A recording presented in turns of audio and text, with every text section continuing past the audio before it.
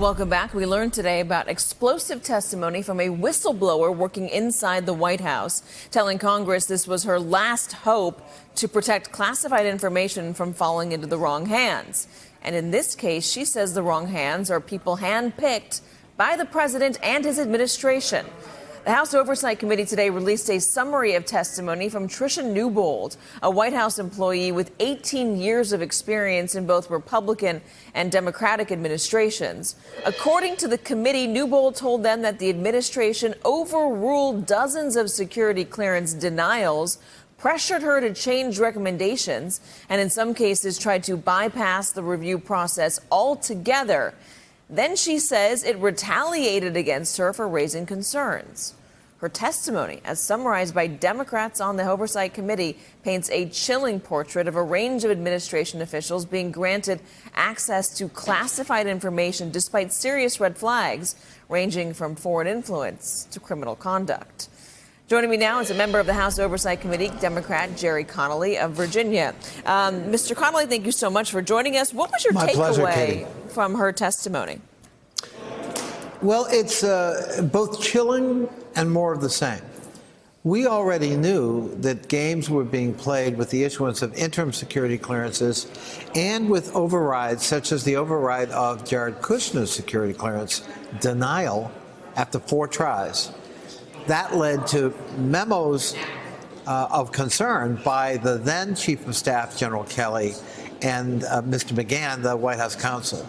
Now we know from Ms. Newbold, who's been identified, has come forward and allowed herself to be identified, that this is much more systematic and systemic than we thought before. And that's a real problem. We're dealing with country's most classified secrets and intelligence. Are you trying to use this summary as a way to, I guess, foam the runway in order to hand out or start issuing subpoenas? Well, I think that remains to be seen. Right now, we have a whistleblower who's quite credible. Parts of her deposition have been corroborated or certainly backed up by agencies that were raising questions about some of the individuals who were getting security clearances despite concerns being raised or the recommendation of denials being given. And so I think we certainly want to hear from her. And I think that testimony may very well lead to either voluntary testimony or subpoenaed testimony from others in the White House operation. Certainly we want to hear from the head of the operation, Mr. Klein, who overruled her recommendations.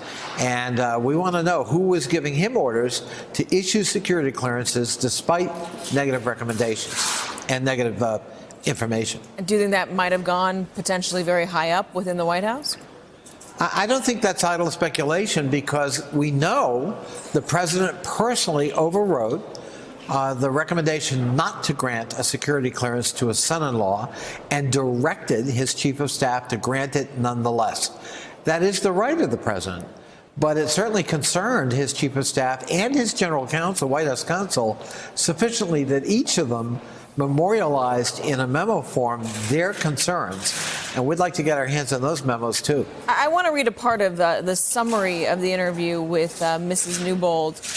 She says, or the Democrats say, during her interview with committee staff, Ms. Newbold stated that the White House Security Office stopped conducting credit checks on applicants to work in the White House during their initial suitability review. She explained that this prevents the White House from being able to assess whether applicants could be susceptible to blackmail depending on their debts. As a result of this change, these issues cannot be examined until after individuals are already working in the White House complex. Have you identified people working at the White House right now who are susceptible or vulnerable to blackmail? Not by name, but Ms. Newbold says in her testimony that as many as 25 individuals were individuals of concern in her reviews of their background checks or lack of those background checks. I can tell you, as somebody who has a security clearance and had to go through the process before I came to Congress, I'm shocked that for the White House of all entities, we're going to suspend looking at people's credit history. Your credit history can tell us a lot about your financial needs, about how you manage money, about your judgment, and whether you're susceptible not only to blackmail, but corruption. And that is a very salient part of your background. It may not be ultimately dispositive in deciding to grant you a security clearance, but it's certainly important information. To eliminate it entirely at the White House is shocking. Are you relying entirely on her testimony right now? Have you corroborated anything that she told your committee? This was 2 weeks ago that you had this interview. You will remember, Katie, that last year there were stories in the press about concerns of the issuance of interim security clearances while clearances were being investigated and pending, and that there were lots of concerns that they were being issued, readily and without much checking, and that there were concerns that it could compromise national security and intelligence. So this is not a news story, but I think it's a much more in-depth story. But has the committee gone in and dug around and tried to corroborate some of her claims before going public with a summary of her claims? Well, Democrats just took over 2 months ago, and we've got a lot on our plate. This is one of them, and the chairman has made it clear this is one of his priorities. So that sounds like a no, not yet. What's that? So that sounds like a no, not yet. You haven't been able to corroborate her claims. No. I didn't mean to suggest that, Katie. Okay. I'm just saying that it's been a limited period of time. We haven't had all the time in the world to, check out every aspect of her testimony. But I assure you, this is an active, ongoing investigation. Her deposition is simply part of it. Now a key part, but hardly the only part. Well, let me ask you this, and to play devil's advocate here. Jim Jordan, a Republican on the committee, says that you're cherry picking from her testimony. Why only release a summary of her testimony, especially in this moment where Democrats are criticizing AG Barr for only releasing a summary of the Mueller report? Well, let me say two things. I'd be happy if she consents as a whistleblower to release all of her testimony if that's appropriate.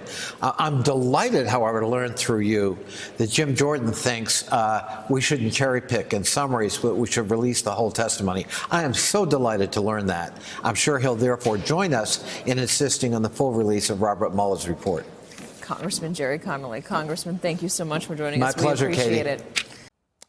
Hello, YouTubers. If you're watching this, it means you've checked out our channel, so thank you. Now do me a favor, subscribe by clicking on that button down there.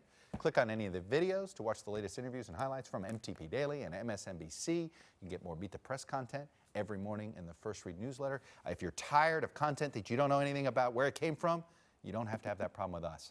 NBC News, MSNBC, MTP, and the Meet the Press mindset right here for you on YouTube. Subscribe now.